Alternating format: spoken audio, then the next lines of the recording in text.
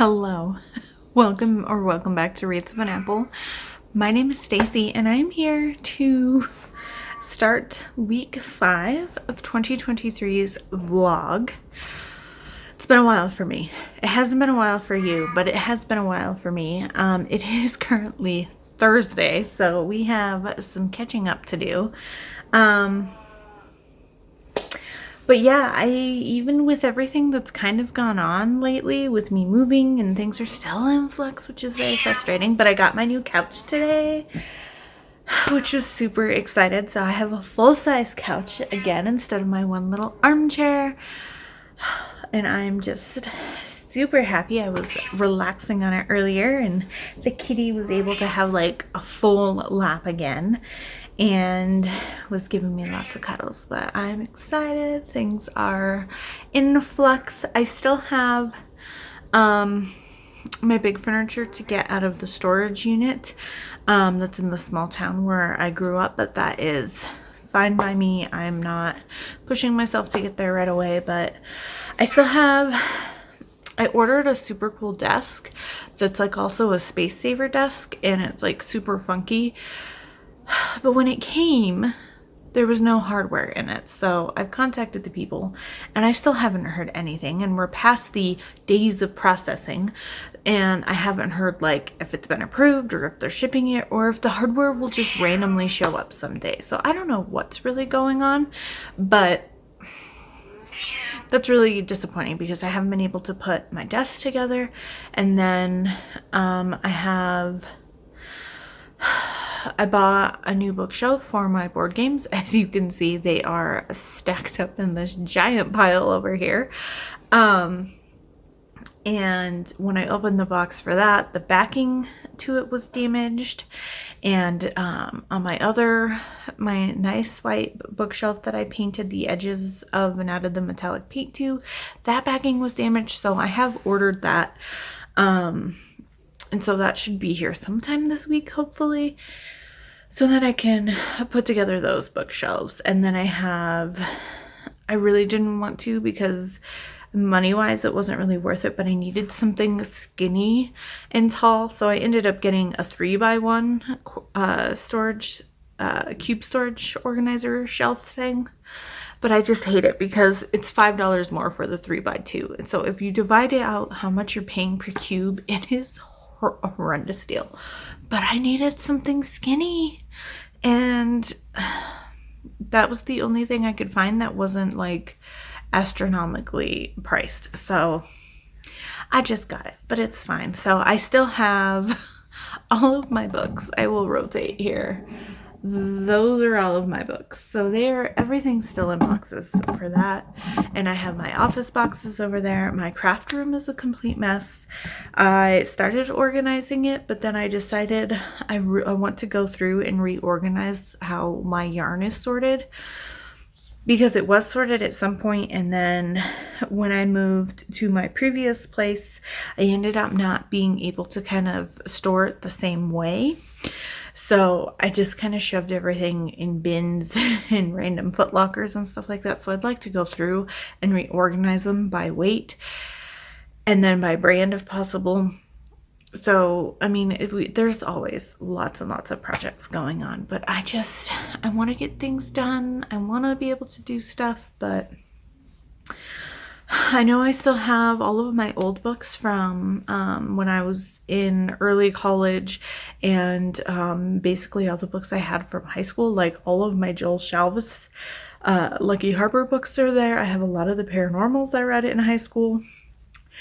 And so I want to get that stuff. I need like the couple bookshelves I have there and my dining room table. So there's still a lot to do on my list, but part of me, it's never taken me this long to unpack before, but it's just like there's less storage here. Like there's a coat closet, but there's no like shelving storage. Like usually there's like a linen closet and a coat closet, and the one linen closet I have is in the second bathroom, and it's like this big, and it's I'm like, how? You can't even fit a normal sized towel in there without doing some really weird space saving special folds. So I'm still trying to get things kind of figured out and put into their place. And it's partially frustrating me because I just want it done and over with so I can just relax and not constantly have something to do. But I'm also trying not to stress myself out because I am really hoping that this is going to be someplace where I can just stay for a while again. I really just want to try to make it last as long as I can. So, yeah, but let's talk about what I normally talk about here. Books. So last weekend, the beginning of this week was the Kindle Unlimited Readathon. I will link my dedicated vlog up here. So I'm just going to touch base on the last 3 books I read during week 5. The one I read technically during week 4, so it was in last week's vlog, but I'm just going to touch base on what prompts I used them for, and go over the basics of the 3 books I read. But like I said, watch the dedicated reading vlog for the readathon to know more of my thoughts on that. Now, I picked up Friday afternoon and I finished it on Saturday. Kiss of the Blood Prince by Alessa Thorne. This is the first book in her Wrath of the Fae series. I'm getting caught up on my Alessa Thorne backlist. I gave this 5 stars. This book is available on Hoopla, and the audiobook on Hoopla is actually the box set. So it has all 3 books of Wrath of the Fae series. So, Kiss, it's Blood Prince, Winter Prince, and Night Prince, I think. So yeah, I gave this 5 stars. It was so much fun. I definitely didn't pick up near as much as I would if I had read it digitally, ebook wise. All of her stuff is on KU. But I love Alessa Thorne. She just brings me so much joy. This has been a series I've been meaning to get to. I mean, I've been meaning to get to all of her books that I haven't gotten to yet, but over the past few weeks, I've knocked out quite a few of her books, which is exciting. So she is definitely moving up my priority list on finishing a backlist this year because it's getting more and more doable every book I read. But yeah, 5 stars. This is Fated Mate and Fae were banished from Earth, our dimension, I guess, and they have finally managed to break the lock that caused them to leave, and they are now back on Earth thousands of years later, and they want their revenge, and it was just so good. We got Captive, Fated Mates.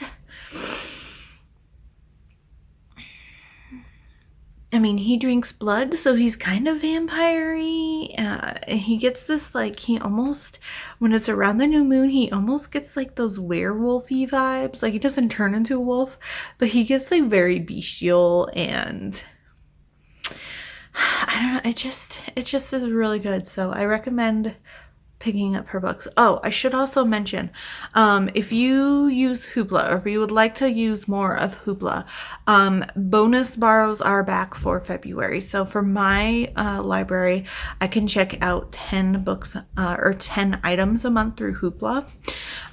But when they have the bonus borrows event, things that are marked as a bonus borrow item don't count against your limit.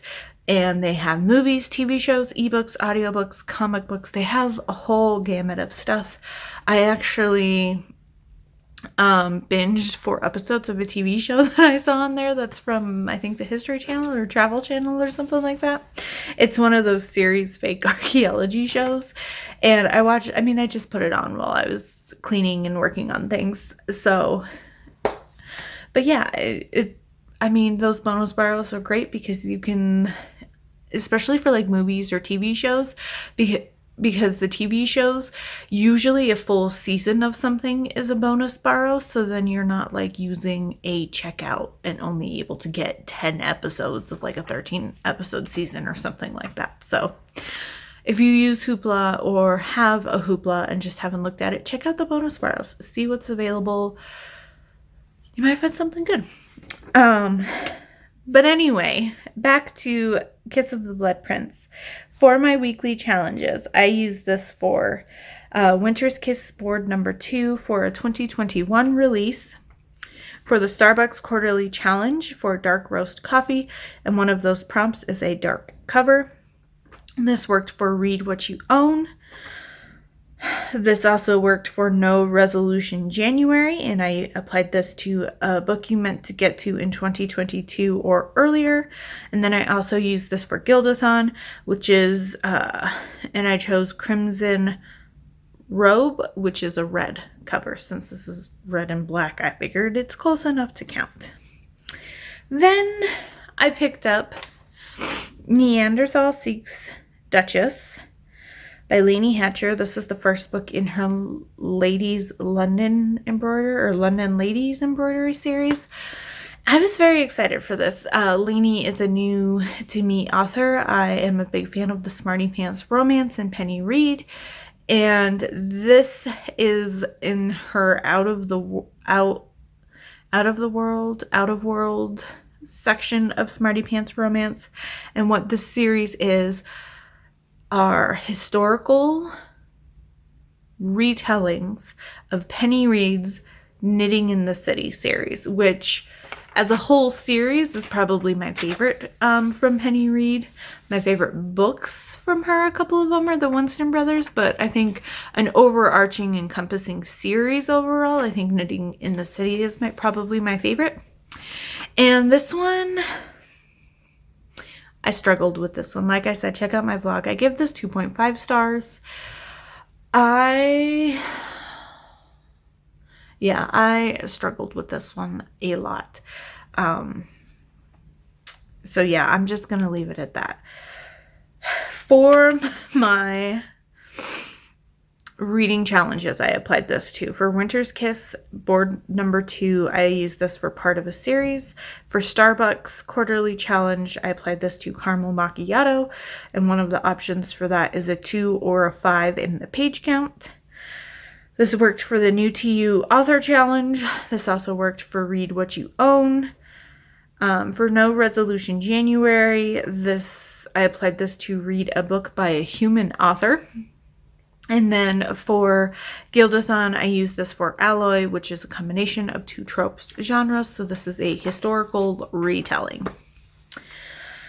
So yeah, after the disappointing read that was that, I had one prompt left on my KU, and I told myself I didn't need to read any paranormal in January. I wasn't going to go for paranormal in January, but the only book that I really, really wanted to read that fit for this prompt was a paranormal. So I picked up Sharpest Edge by Alyssa Thorne, and this is the second book in her Mercenaries and Magic series. 5 stars. This is Silas and Izzy. Oh my gosh. We learn so much more about what's going on with the cult people that we met in the first book. We get teasers and hints for the couple in book 3, but more importantly, we get a lot of background and side development between Dante and Leo, who are going to be in book 4. And this is Silas and Izzy, so we've got an age gap.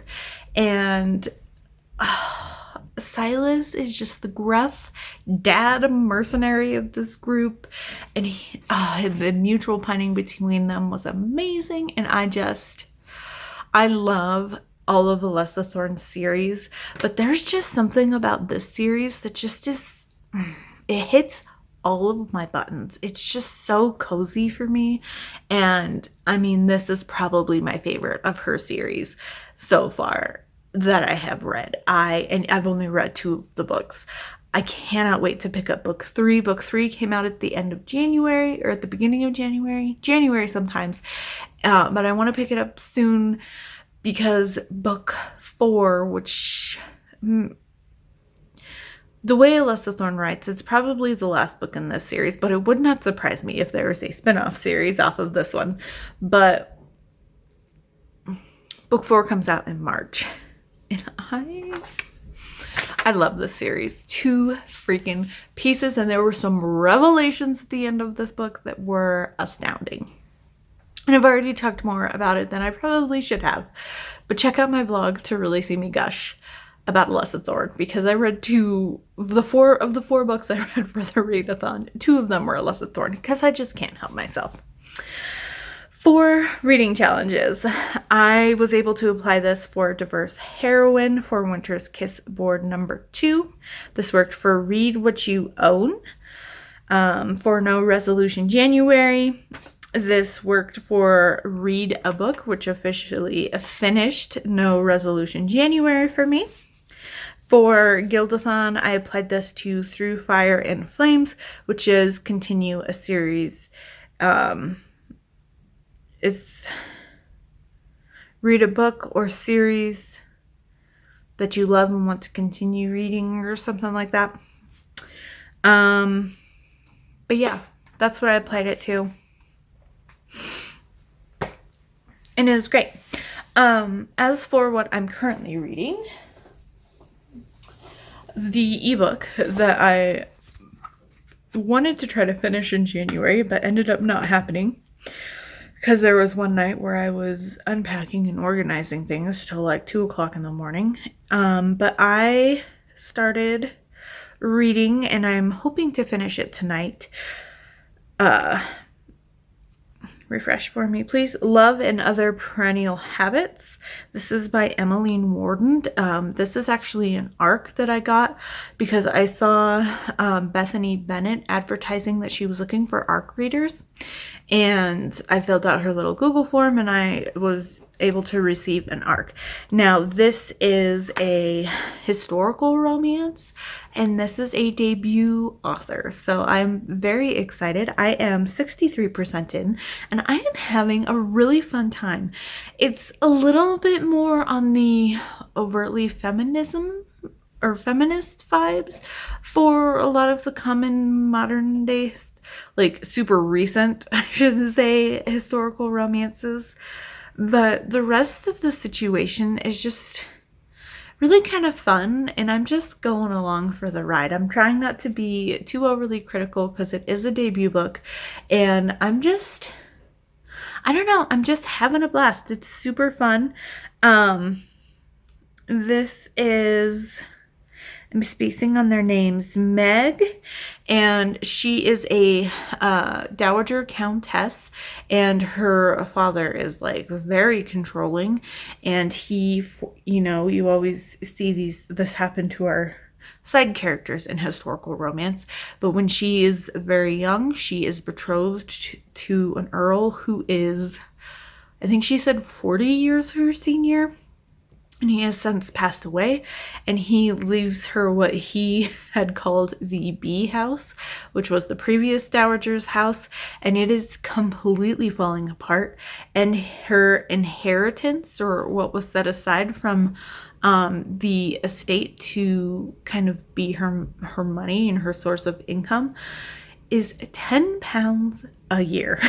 Now, what's really fun is his heir, who I think is his nephew, or maybe cousin or something like that, he is like very much up in arms because he's like, this is not right, Meg, like, for what you suffered for having this horrible person as a husband, that is not right. And the solicitor kind of feels bad, but there's nothing nobody can do because this is what he wrote his will as.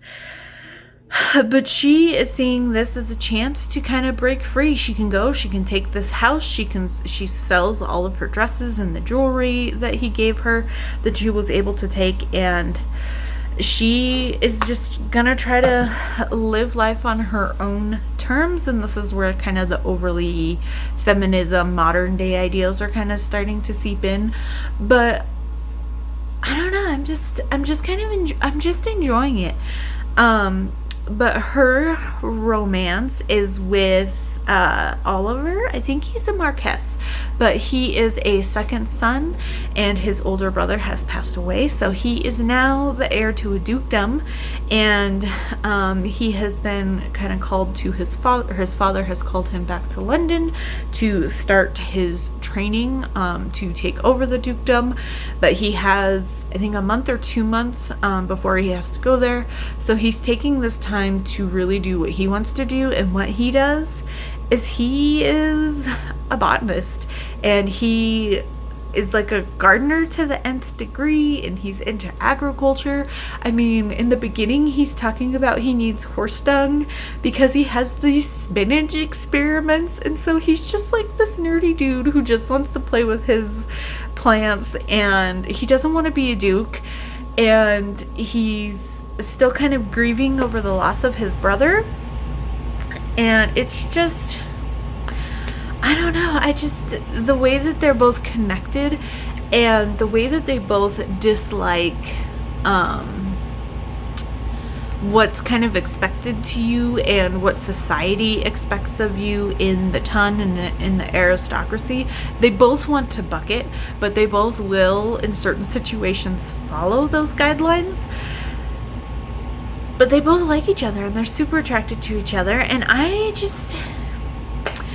having fun. I'm enjoying it so far. So, like I said, I'm really hoping to finish that tonight so I can have time to actually put up a review for it, since it is an arc.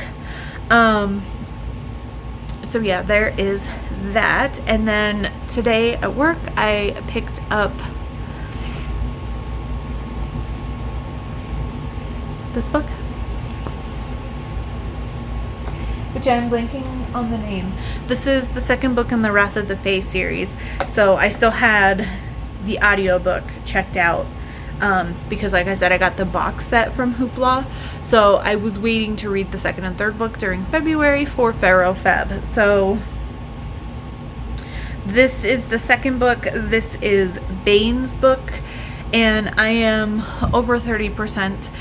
When I left work, when I did the math based on how many chapters I had gotten through, I'm like 34% through going that way. But it's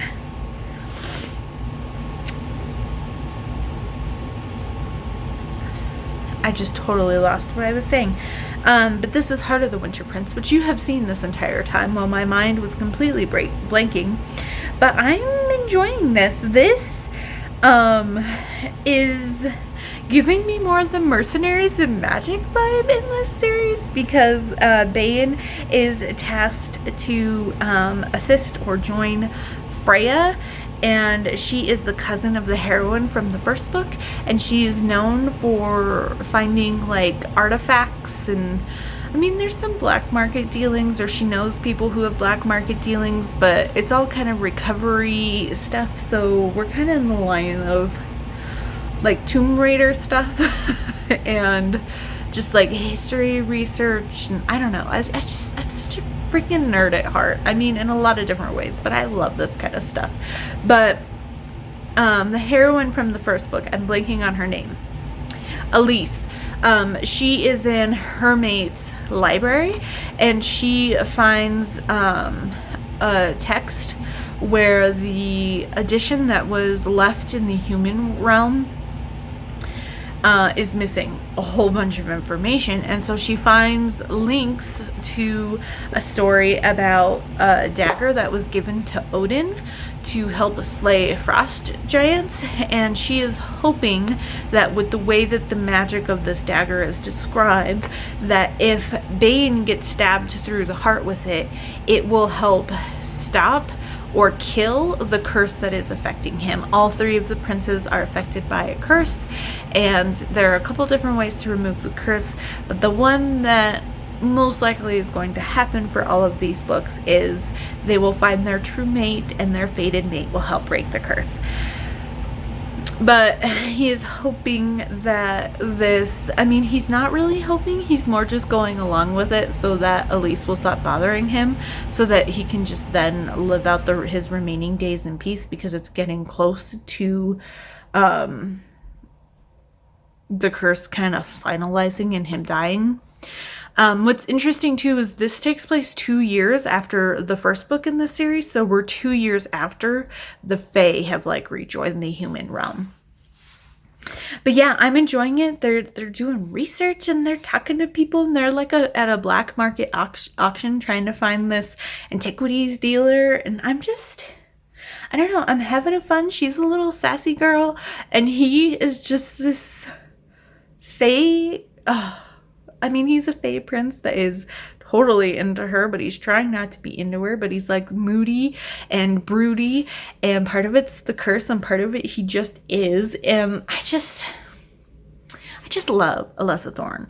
So I cannot recommend her books enough. And I should say, while I am going on about Alessa Thorne, she announced in her newsletter yesterday or this morning, I can't remember when I read it, but an audio deal has come through for her Courts of the Underworld series. So there will be at some point in the near to distant future. It sounds like the first couple books maybe will be out this year, but I don't know if they're planning on releasing them in a box set like this one was done. But that is actually, it's all of her Gods universe. It's Court of the Underworld and Gods of the Duat, which is the spin-off series and that's a trilogy of Egyptian gods. And then the first series is, I think, 7 books, and those are all Greek gods and mythological beings. And then she also announced that the spin-off series from this one, which is Ironwood, are also on the docket to have audiobooks, but that they will be different narrators than this series because they are booked out more than a year or something like that. But so if you're waiting for audiobooks, they are coming for Alessa Thorne. This is the only series that has it so far, but they are great. They are fantastic. So please read Alessa Thorne. She does mostly paranormal and fantasy romance. Her Mercenaries and Magic series is the only series that I would consider paranormal so far, and the rest I would classify as fantasy, but I know everybody's different on those things. So there are books. Now, I did mention this at the end of last week's vlog, but I do have quite a few packages I need to open that are bookish books and bookish things. But I think I'm just going to do a haul video by itself because I just can't stop talking, guys. I just can't stop talking. So let us catch up on the quest calendar. So since we are at technically the beginning of new week, I have been playing the quest calendar. This is the second year I have participated in it. This is a daily calendar where you are playing a tabletop role-playing game. The theme this year for 2023 is the Void Spark Chronicles. So the theme is space opera, sci-fi, think Star Wars, Star Trek, Firefly, all the good ones. Let's see here.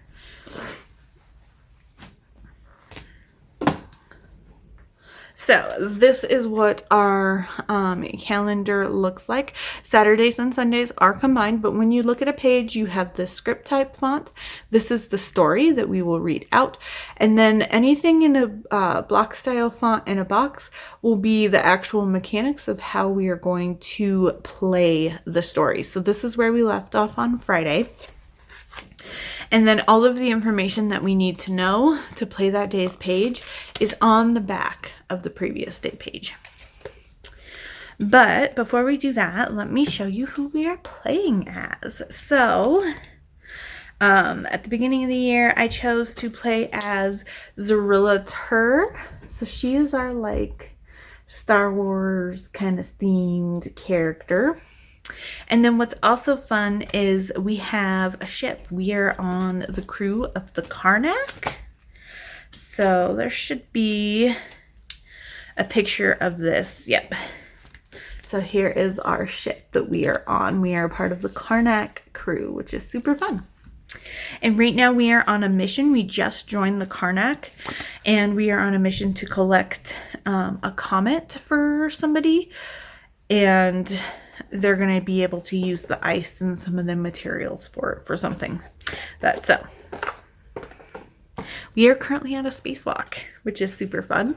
So here is one of our crew members, and we are trying to get to the comet. So let's see what Saturday and Sunday's page brought. And we have catch up, so we will go up to today's, so Thursdays. So, ooh, okay. It looks like we've got weird space fish, bat creature things. So this is actually a different page. This is a combat page. And here is a table that will tell us how many rounds, how many creatures, and what types of rolls that we're going to have to make. So let's just get into it. Before Brokvar can finish making his way to the comet, you sense a disturbance along the surface of the comet. You are attacked by some creatures that have made a home on it. Fun. Okay, so these are exocati. Interesting. So we will have to do an attack roll, a damage roll, and potentially a constitution roll. So let me just kind of refresh on our stats. So attack is a +4. Our damage is a d12 +1. And our constitution is also a +1. So let's just get into it. I don't know what I did with my water bottle. It is nowhere near here, and my throat is going dry here. Let's see if we can go through it here. Okay. No other information, so let's just get right into it. So attack is first. So I will roll my d20 and add 4. And 19, kicking it off strong. So 23 to hit. Okay, if your attack roll is 10 or more, you hit. So then we roll damage, which is a d12. Of all the dice I have out, I do not have out my d12. Okay, so here's this. Okay, and that is a 9. So 10 damage. Okay, if you hit and your damage roll is 3 or more, the exocati dies. Perfect. So we killed the first one. Okay, and we only need to make a constitution roll if it deals damage to us. So perfect. We will move on to creature number 2. So attack roll is an 8. So we are at 12. On this one, we needed a 9 or more to hit, so perfect. So I will roll damage, and that is 3, so 4 total. We needed a 4 or more on this one to kill him. Perfect, just barely. Okay, and then creature number 3, which is our final creature, and that is a 6, so that is 10 to hit. Okay, and this one also needed a 9 or more. Perfect. So I will roll damage one more time, and that is 2. So 3 damage. If your damage roll is 3 or more. Ooh, we squeaked by there, which is crazy because it's a d12, so that's kind of low odds to roll that low so many times, but perfect. If you killed 3 enemies, collect 3 credits. So I'm just going to jot here to make a note, and then I'll make changes later because we have several days to go through here. Okay, then if you watched any of last year's vlogs, there is a new mechanic that they added to 2023, and that is called the Sunday Lottery. We get to choose if we participate in it or not. What happens is you get to roll a d6. If you roll a 1 or a 2, you lose money, but if you roll a 3 through a 6, you gain credits. So might as well. We're still trying to gain some money here, so it certainly can't help or can't hurt. And I rolled a 5, and so 5 is gain 3 credits. So we will get 3 extra credits, which is perfect. I don't know where we're finding them out in the middle of space, but hey, I will take the chance when it arises. Okay, so that was the 3 creatures that we successfully killed. So let's move on to see what Monday had in store. Okay, so it looks like we made it to the surface of the comet. That's really pretty. I love the like backgrounds on a lot of this art. It's really gorgeous. I love space. So, okay, Brokvar makes his way onto the comet. You both detach from your safety lines and survey your immediate surroundings. There are none of the odd exocati creatures nearby. Brokvar tells you that you both need to head to the opposite end of the comet to place down some equipment. The journey may take hours. Okay. This is a bigger comet than I thought. All right, so we have two options here. If it's an A or B, if it's A, B, C, D, if it's a letter, then that is a choice. If it's a number, we do those in order. So this is an A or a B. So A is travel through the deep valley, which is a wisdom roll reminder survivalist, or B is travel over high cliffs, which is the same roll, wisdom plus survivalist. We do not have the skill survivalist, so we will not get that bonus, and our wisdom is a +2. And I think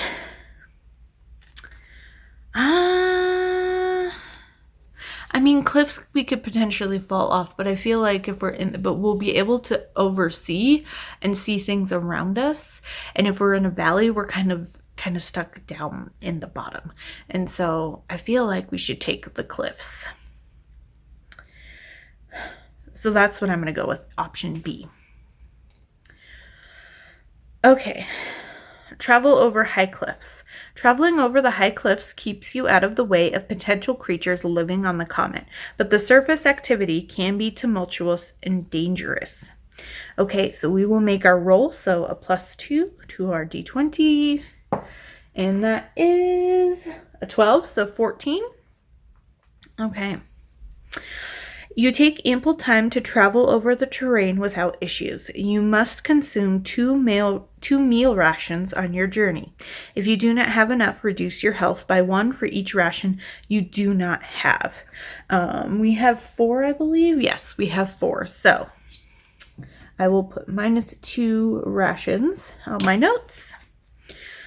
Okay. And that is all that we needed to do. So once again, that was Monday, and we are traveling. We went up above the valley. So Tuesday. Okay. It looks like we're setting up whatever equipment we needed to do. This is a completely different artwork style. That's crazy. But that does happen. There are different artists throughout the calendar. So let's see what it says.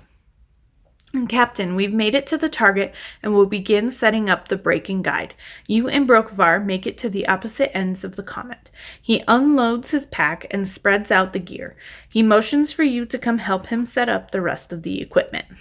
So 1, what do you know about astrophysics, which is a wisdom roll reminder student? 2, help build the guide and break, an intellect roll reminder engineering, and 3, help configure the equipment and connect to the Karnak, an intellect roll reminder computers. Wow, okay. Very, very sciencey, but I am all for it. So we do not have student, we do not have engineering, we do not have computers. So we will just go straight stats. So our wisdom is a +2. Our intellect is a 0. And and our intellect is still a 0. Okay. So we just have our straight d20 for everything. So let's see what happens. So number 1, what do you know about astrophysics? So we get a +2 on this one. And that is a 19. So okay, we probably know quite a bit. So 21. If the result is 15 or more, the equipment here needs to connect with the Karnak. To do that effectively, it would be best to have a direct line of sight if possible. You have also concluded that this break is essentially a rocket meant to slow down the comet so it can be safely towed elsewhere. This means that the thrusters on this rocket should face in the opposite direction of the current velocity of the comet. Gain a +2 bonus to build and configure the equipment, number 2 and 3 below. Yay! Okay. Alrighty, so we do get a +2 on these next ones. So number 2, help build the guide and break. Oh, another 19. Okay, so 21 again. You end up taking over. You get the guide and break equipment built quickly. Brokvar is impressed. Gain 2 credits as a reward. Okay. Okay, Brokvar. And then number 3, help configure the equipment and connect to the Karnak. And ooh, that's an 8, so 10. Okay, between 8 and 14, Brokvar is thankful for your help. You both work well as a team. You get the equipment configured and quickly connected to the Karnak. Gain 1 credit as a reward. Note down rockets placed somewhere for future use. Okay. All right. So rockets placed. Fun. Oh my gosh, I'm having so much fun. I love this. Yeah. Okay, so there we go. That's Tuesday. We got our rockets placed. So yesterday, so Wednesdays. Oh. Something's happening. Gravity storm. Okay, with the equipment all set up and a connection established to the ship, you and the first mate set out to get back to the Karnak. After a short hike, the floor of the comet begins to quake and cave in. You begin to plummet into a deep hole. So A is try to hold on to the edge, strength reminder, danger sense, or B, try to land safely, dexterity reminder, danger sense. I'm going to do B, try to land safely. So we do have, hey, look, we do have danger sense. So that gives us a +2, and then our dexterity is a +1. So we get +3 to our roll. So let me look at what's going on over here. Where's the sheet I just pulled off? Okay. And, oh, hey. Natural 20. Okay, so 23. You rotate your body, so 15 or more. You rotate your body to land on your feet. You have just enough time to brace for the impact and land gracefully. Sweet. Okay, alrighty. We're almost completely caught up. So that was yesterday's. So I guess today is going to be trying to get out or fighting more creatures. How about? Alrighty, fun. So before you can get your bearings, you hear a screeching coming from above you. You look up to see more creatures descending down to attack you. So we have 3 more exocati that we will have to deal with. Alright, so that's what we're doing today. It's fun that they look completely different because we're looking at them from the bottom instead of the top now. It's the little details, right? Alright, so once again, our attack is a +4, our damage is d12 +1, and if we have to do a constitution roll, that's also a +1. So, let's just get to it. So, attack first. And that is, I can't see, an 8, so 12. We're feeling the 8s today. Or at least my dice is feeling the 8 today. Okay, so 11 or more, you hit the exocati. Perfect. So damage is that a 6 or a 9? It's a 6. So 7 damage. And we needed a 3 or more, so this one dies. On to creature number 2. And that is a, what are you? That is a 9, not a 4. So 13 to hit creature number 2. And we needed a 10 or more on him. So damage. Woo. That is also a 9. Weird. So 10 damage on him. And this one also needed 3 or more to be killed. And our final creature, exocati. And that is the 10. So 14 to hit him. Or it. And this one was a 9 or more. So we do hit. So damage on the final creature is, 11. Hey, yeah. So 12 damage on him. And this one needed 4 or more. Okay. So if you killed 3 enemies, collect 3 credits. And that's it.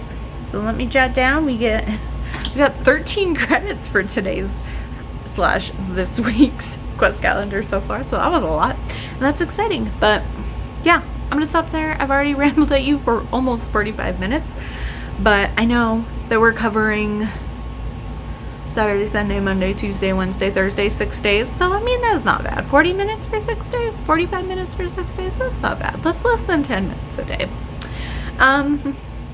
But yeah, so I think I'm going to take a bath because I took a shower last night. So I think I'm going to take a short bath tonight and relax and try to finish the historical arc I was reading, the Perennial Habits or whatever that one was. But yeah, hopefully this weekend I can get some more things kind of set up so I can get back into the habit of doing things when I would like to do them and get things kind of set up. So yeah, stay tuned. I know things still kind of look janky behind me, like that's my bar counter going into my kitchen. It is a complete freaking mess.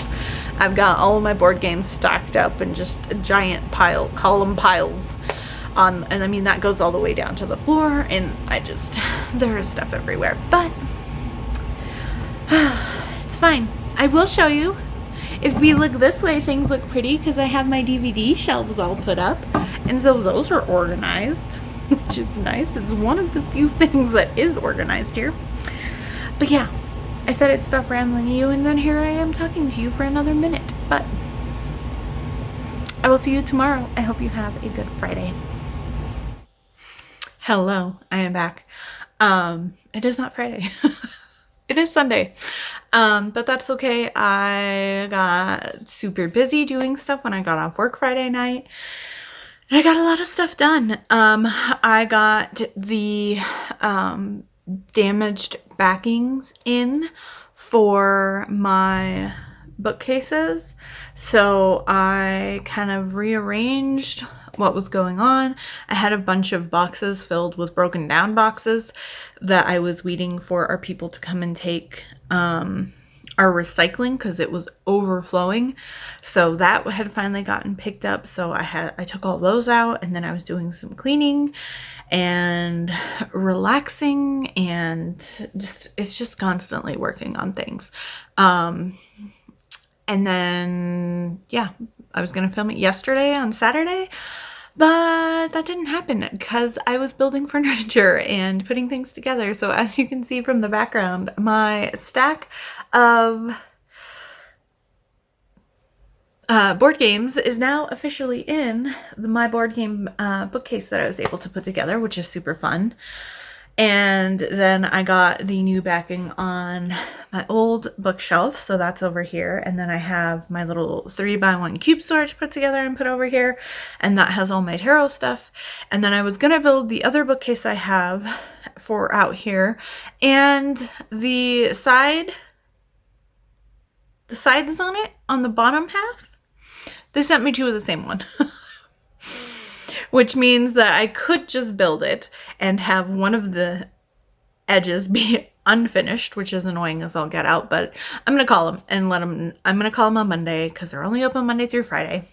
And I feel bad because I should have checked the box when I called them on the stuff for the other two bookshelves, but it's fine. I'll just call them and I'll be like, yeah, I bought another bookshelf. But this one has something. I've never had this many issues with damaged stuff from furniture. Ever. I've never actually needed to call anybody for when you buy furniture and have to put it together yourself. So I'm just hitting weird luck this year, or maybe I just got one weird shipment. So I don't know. But yeah, so I've been super busy. So let's talk about things that happened on Friday book-wise. So Thursday night. Hold that thought. So as of Friday night, I was about 50-ish% of the way through Heart of the Winter Prince. I'm super enjoying it. It's great. I love Alessa Thorne, and I'm super excited to continue this audiobook series and the series in general and get more of Alessa Thorne off my backlist. And yeah, I'm super duper excited. And I'm loving it to pieces. It's hard. I feel like of the princes, I feel like Bane's probably my favorite, but I love like fall and winter, and the fact that he is all like winter magic, and I don't know, it just does something for me. The vibes we get for this one with the like archaeologist kind of breaks and looking for treasures, and there's history and there's mythology, and I can definitely feel things ramping up for what's gonna happen in the end of the trilogy. But yeah, I'm enjoying it for sure. I just haven't had very many times because every time like my heater comes on out here or something else happens, I pause it because my heater is so loud. I'm like, I can't hear it and I don't want to miss anything. So it's kind of going slow going, but preview for next week's vlog. I did finish it this weekend, but I will talk about it in next week's vlog. But as of Friday night, I was only like 40 to 50% of the way through this. And then Thursday night, I did finish Love and Other Perennial Habits. I'm gonna give this 4 stars. I enjoyed it for sure. I'm definitely being a little, I don't know, maybe it's more like a 3.5, but I'm gonna stick with 4. I enjoyed this, and I'm a little lenient on it compared to other historical romances, just because this is a debut. But I'm very intrigued, and I'm very excited to see kind of how Emmeline grows. And I noticed when I finished this and I was doing all my spreadsheet stuff, this is now listed as the first book in a series. So I don't know who the next book's gonna be about. I have a couple of ideas. But yeah, I enjoyed this. 4 stars. If you're looking for a new historical author, definitely give it a try. I believe I saw that this is going to be on Kindle Unlimited. I know the paperback's already live, and it's supposed to come out February 6th, I believe. So yeah, I enjoyed this. I actually found her because one of her like writing mentors, or one of the people in her writing group, is Bethany Bennett. And so Bethany Bennett has been sharing a lot of her stuff.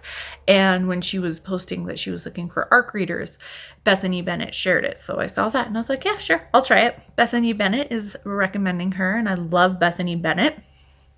She actually won my favorite historical romance of 2022. Just throwing that out there. You can check that video out up here if you haven't seen it. But yeah, I enjoyed it. I thought it was really good, and I'm excited to kind of see how she's going to grow and evolve in the series. It is a little bit more feminist leaning minded for a historical romance, at least a little more overtly than I usually enjoy. But I felt like it wasn't too smack you in your face here, and I did also kind of feel like her, like around 50, 60-ish%, we get like the culmination of the third act conflict pretty much, or the beginnings of the third act conflict.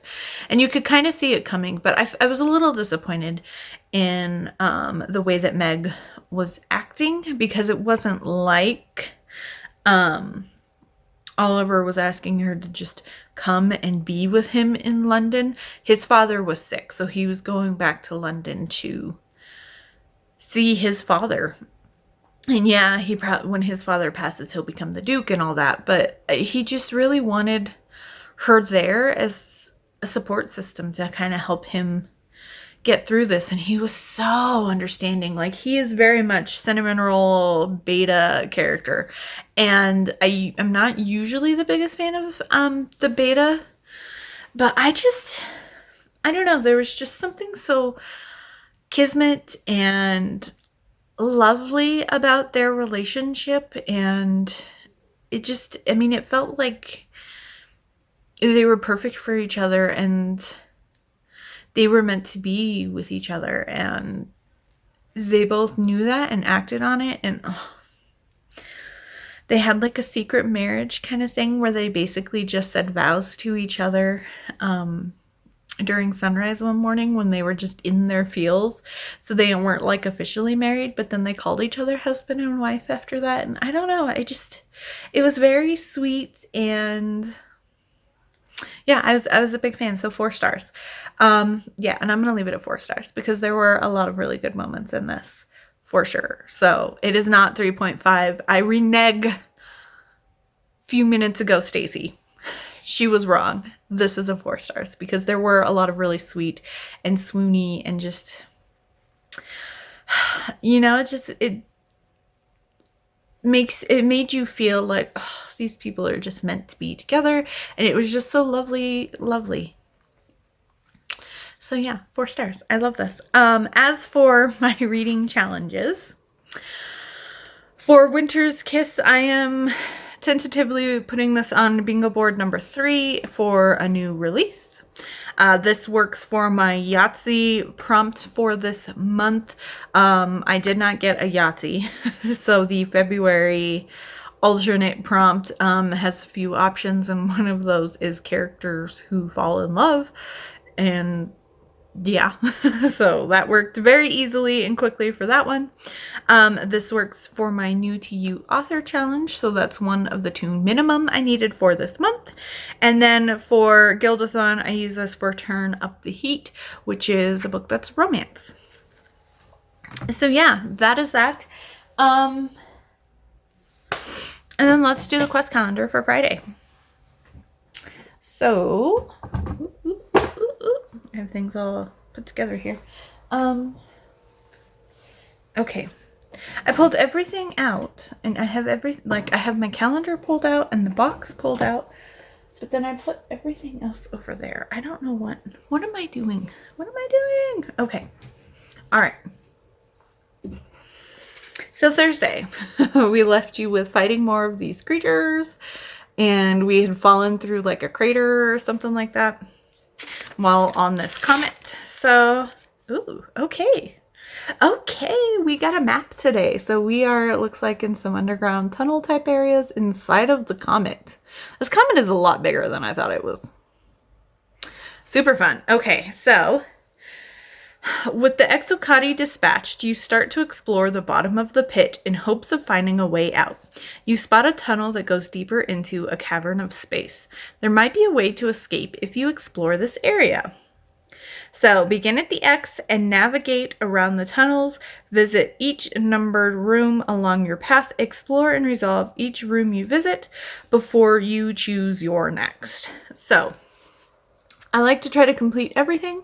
So here is where we're starting. So we'll come up and we'll hit this room, and then we'll come down to 4, and then we'll come up to 1, and then we'll make our way to 2 either by going through here, but this all looks like it might be water, so we might just backtrack and come back to here, and then out to 3 because it looks like 3 is where we are ending. So let me switch here. All right, so we start in room number 2 is the first one that we visit. Okay, let me get my dice over here and ready. Okay. All right, and my dice tray. Okay, room number 2. This chamber houses a dozen Exocati creatures. Luckily, they are all asleep or hibernating. It is best to proceed cautiously so you don't wake them. Roll a d20 plus dexterity. Reminder, stealthy. We do not have stealthy, but our dex is a +1. So let us see what happens. 15, so 16. If the result is 11 or more, you get by without disturbing the creatures. Perfect. So on to room number 4. You find a small lockbox in this chamber of the tunnel. Others must have been to this comet in the past. Perhaps they were exploring or looking to harvest the water and minerals like you are here to do. Try to open the box. So another dexterity check, reminder, locksmith. We do not have that as well, so just dexterity once again. That is going to be a 13, so 14 total. If the result is 11 or more, you open the box and find an antidote.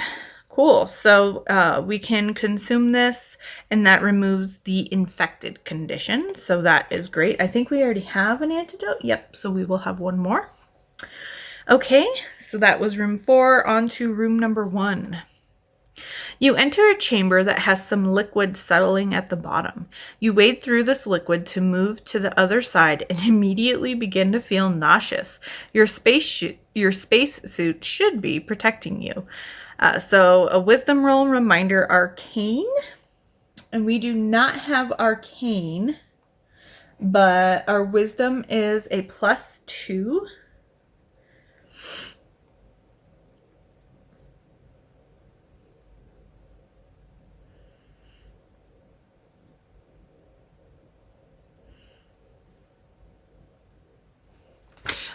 You know, for some reason, I never looked at what skills I had.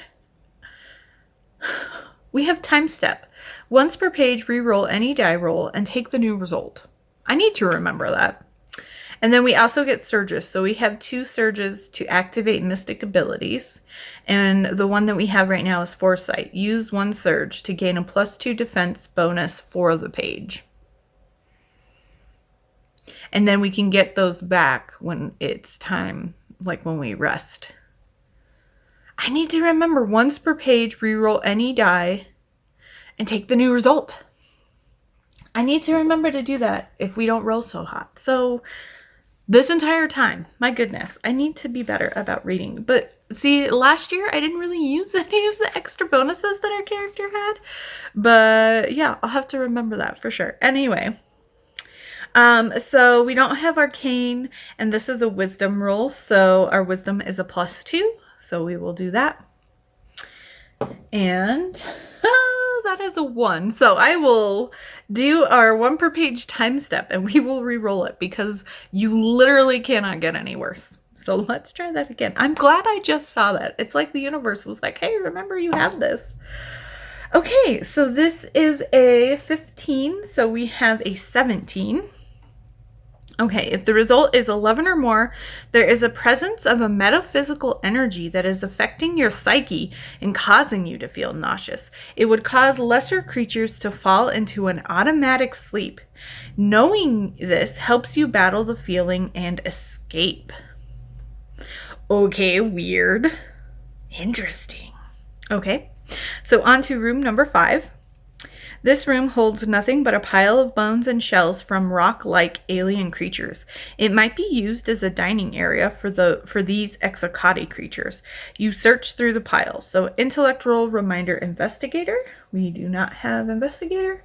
And our intellect's a 0. So let's see what we roll. 19. Okay. If the result is 11 or more, you find a valuable gem worth 5 credits among the pile of bones. Nice. Okay, and then our final room, room number 3. Okay.